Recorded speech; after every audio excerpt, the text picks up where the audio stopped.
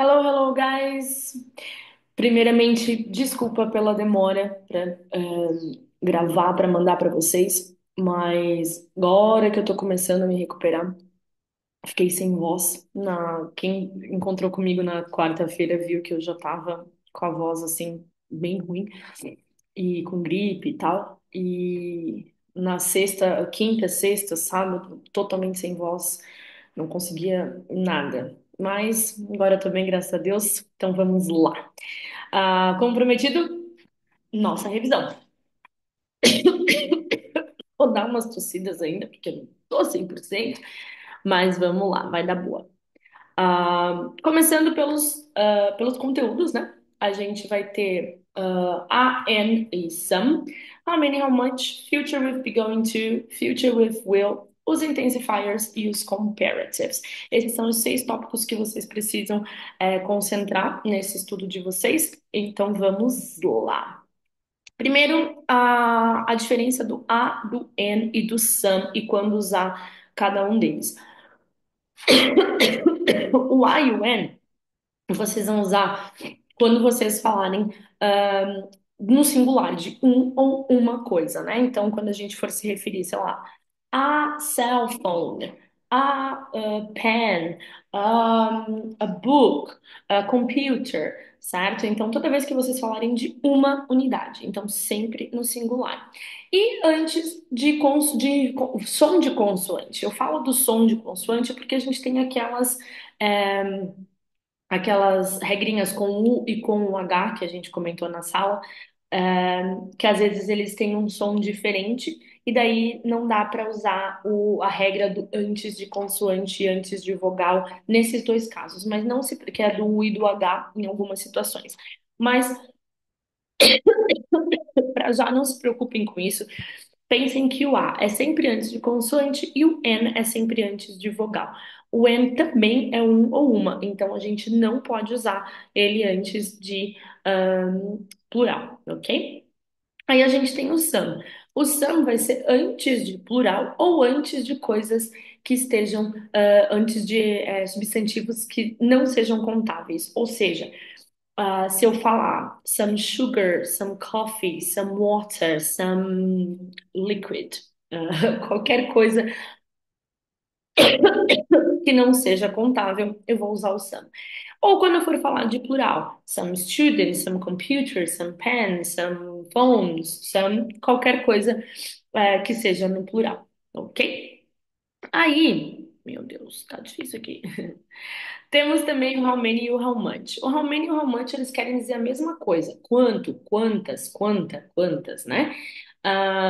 E aí a gente vai usar o how many antes de coisas contáveis, ou seja, tudo aquilo que a gente consegue contar, e o how much antes de tudo aquilo que a gente não consegue contar, a não ser que a gente coloque, sei lá, em um recipiente, ou que a gente fale em unidade de medida. Então, por exemplo, todas as coisas líquidas, pastosas, ah, em grãos ou em pó, a gente não consegue contar, tá? Então a gente vai usar o how much. Então a gente tem lá, how many students are there in the classroom? How many pens do you have? How much water do you drink in the morning? How much money do you have in your pocket?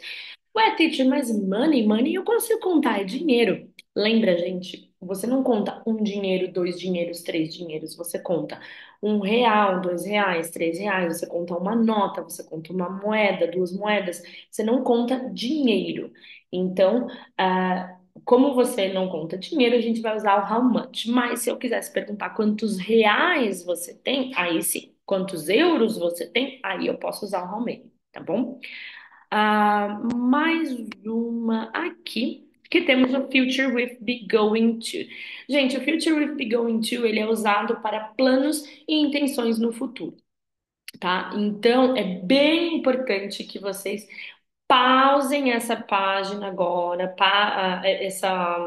esse slide agora, e lembrem, memorizem essa estrutura de frase, porque a questão bônus de vocês vão ter 2 questões ou 3, se eu não me engano, 2 questões na prova com be going to e com will.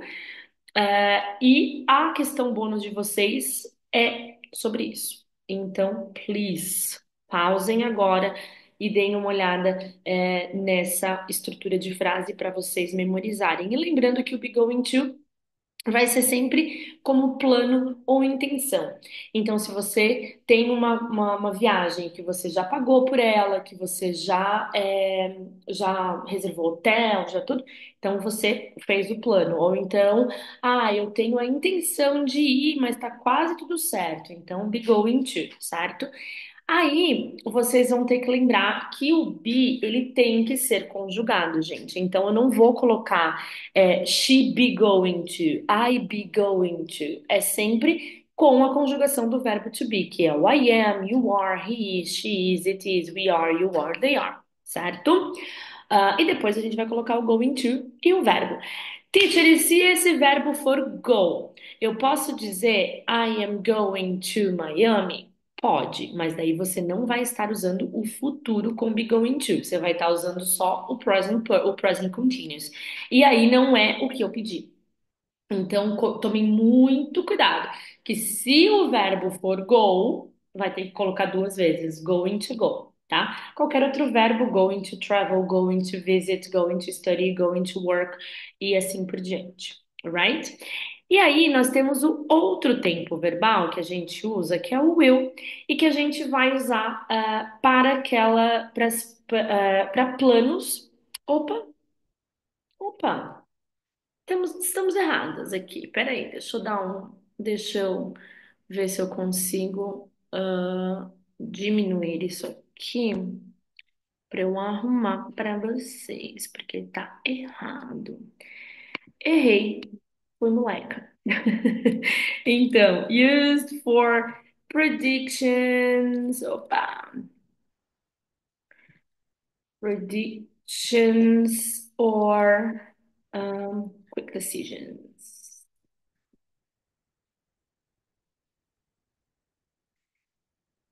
Então vamos lá. Agora sim, used for predictions or quick decisions. Um, Estava errado aqui, vamos lá. Voltei. Pronto.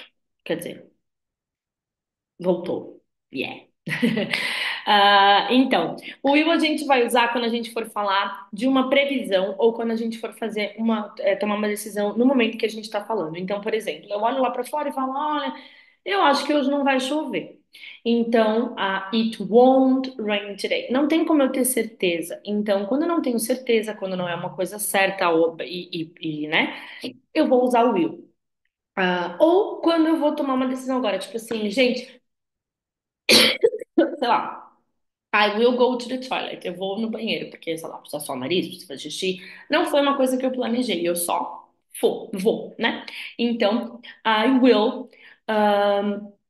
Eu vou usar toda vez que eu for falar sobre uma coisa que eu não tenho certeza ou uma decisão que eu tomei no momento em que eu tô falando. Ai, teacher, como que eu vou saber quando usar o will ou quando que, numa frase, quando que eu vou saber se é uma previsão, se é uma quick decision, se é um plano, como é que eu sei? Olhando o contexto da frase. Se no contexto da frase tiver qualquer coisa com eu acho, I think, I believe, I guess, I'm not sure, ou seja, eu acho, eu penso, eu acredito, eu não tenho certeza, aí a gente vai colocar o will. E toda vez que a gente tiver certeza disso, tipo assim, it's a fact, é um fato, I'm sure, I already paid. Qualquer coisa que dê a ideia de que aquilo está planejado, feito, fechado, aí a gente vai usar o be going to, ok? Então prestem atenção para esses sinais. Os verbos ali no começo da frase, como I think, I believe, I guess, I'm not sure, né? Aí eles dão essa ideia de não ter certeza. Ahm, por último, não, penúltimo, temos os intensifiers que a gente vai ter really, very, so e quite. Really, very e so a gente vai usar para falar que alguma coisa é muito. Então, I'm very beautiful. Eu sou muito bonita. I'm really beautiful. Eu sou muito inteligente. Eu sou muito bonita. I'm so intelligent. Eu sou muito inteligente. Então, very, really e so para dar a ideia de muito. E o quite é quando a gente quer dar aquela ideia do pouquinho. Por exemplo, this car is quite expensive, que esse carro é carinho, é bem carinho, né? Então, quando a gente dá essa ideia, de pouquinho, né? Um pouquinho caro, um pouquinho bonito, um pouquinho, aí a gente vai usar o quite, ok? Como eu vou saber distinguir isso na prova? Teacher, como é que eu vou saber lá se é quite, se é very? No contexto. Olha lá, se eu estiver falando que I don't want to eat this popcorn because it's quite or really salty. Eu não quero comer mais essa pipoca porque ela tá muito salgada ou ela tá pouco salgada. Então, se eu não quero comer mais é porque tá muito, né? Very. Um, ou, por exemplo, quando eu falo que de um filme, this film is very or quite good, but I prefer the other one. Tipo, esse filme é muito bom, mas eu prefiro o outro. Ou esse filme é bonzinho, mas eu prefiro o outro. Quite good, certo? Então, olhem o contexto, beleza? E aí, sim, por último, gente, o negócio tá meio arado aqui. Os comparatives. Os comparatives a gente vai usar com adjetivos que tenham, que a gente pode separar, sorry, guys, que a gente pode separar em dois grupos: o grupo dos adjetivos curtos e o grupo dos adjetivos longos. Os adjetivos curtos, eles têm uma ou duas sílabas, e os adjetivos longos, ele tem três ou mais sílabas, pensando na separação silábica do português. Lembra que a gente falou isso em sala, que quando a gente usa a separação silábica do inglês, ela não faz sentido nenhum pra gente. Então vamos pensar na separação silábica do português, alright?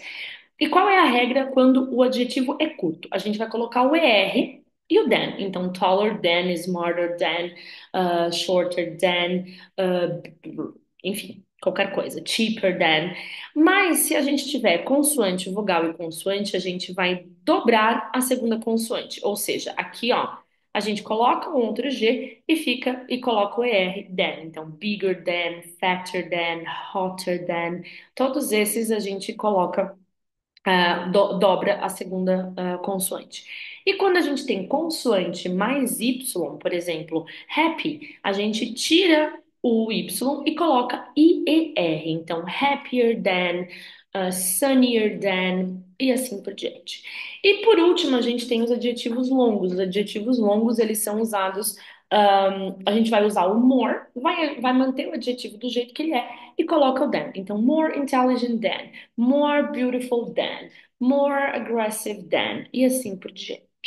Ok? Aí, é isso. Acabamos. Por que que tá assim? Por que que tá assim? Ok. Caso vocês tenham alguma dúvida,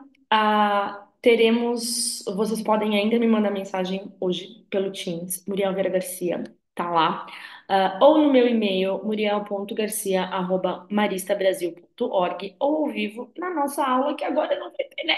Então tá. Mas na segunda-feira de manhã também vou estar na escola a partir das 7h30, provavelmente lá no Idiomas. Então, caso vocês tenham alguma dúvida, deem uma fugidinha, uma corridinha e venham falar comigo antes da prova, que ainda dá tempo da gente tirar dúvida. Beleza? Beijo, desculpa de novo pela demora e vejo vocês todos amanhã. Bye, bye.